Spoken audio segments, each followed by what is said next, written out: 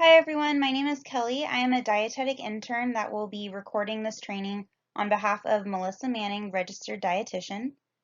This training will cover open loops as adapted from the Life Hack method. Objectives for this training. By the end of the training, you will be able to define an open loop, identify open loops that exist in your life, figure out how you can close those open loops in your life, and explore fun and helpful tools to help you do so. So what is an open loop? An open loop can be considered as anything that is not as it should be. Something that's not complete, it's out of place, something that you need to get to work on. So these things that you need to do or that someone else might need to do. Stuff that you need to remember, ideas that you jot down, articles that need to be read, things of that nature. So we have some very powerful and efficient brains, right? Our brain is good at reminding us that we need to do something, but the issue is that it's not always good at reminding us to do that thing when we need to do it. Sometimes the timing's a little bit off. Despite these open loops that exist and the challenge that we have with the timing of our brain providing us with reminders of the open loops, we can close the open loops. We can create a process that utilizes your brain and what it is good at in storing that information. And we can outsource that storage task that your brain is bad at regenerating and providing you with the information when you need it. Open loops take up over half of your mental capacity. Our brain's constantly storing these open loops. And it is easier for us to close them and better manage and organize them than you might think. We can close open loops by storing them in a place outside of our brain, somewhere that we know they won't be lost. We know that we'll be able to review them as needed regularly, somewhere that we can really make them actionable, and somewhere that we can get these things done. You may be wondering, but if my brain is so efficient at storing all of this information, why would I need a storage system? So your role is to utilize judgment to evaluate tasks and accomplish them creatively. We bring critical thinking and breakdown of projects to the table to implement their completion. You handle a giant volume of tasks both on a personal and a professional level every single day. Each one of those tasks needs to be sorted by an assignee, priority, project, due date, etc. So our brain is really good at storing these tasks, but we're not always good at designating these different components and organizing them as such.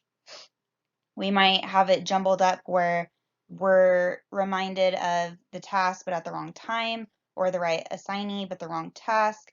An example of this and why there's a grocery bag on the slide is think about when you're deciding, oh, I'm going to make this for dinner. I need to go to the grocery store to pick up these ingredients. So you go to the grocery store, you do your shopping, and then as soon as you get home, you're reminded, I forgot to get eggs. I needed to get eggs for my dinner.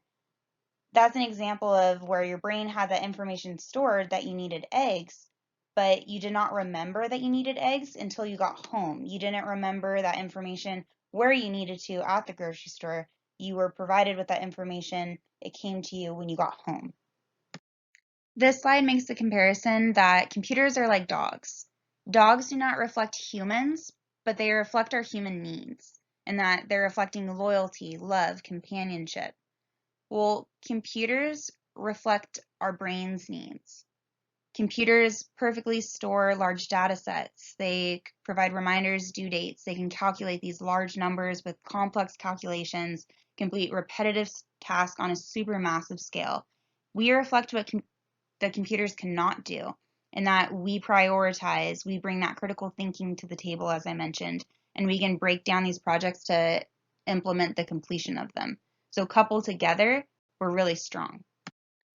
This is why we could utilize a brain companion to store and sort tasks and never lose track of them, to remind us of dates, to store context, information of the task, to share all of the above with our collaborators, and to track and report on our progress. When considering the ideal qualities of a project management software or a brain companion, some things that we would be looking for would be to-do or task management, We would want the software to be simple and easy to learn. Ideally, it would be at a cheap cost or it would be free. We'd be able to upgrade and expand on this software. It could be action-oriented. We would want it to reduce and not increase the amount of conversation needed. We would want it to be accessible online always, compatible with Mac or Windows, and then, of course, fun to use and intuitive.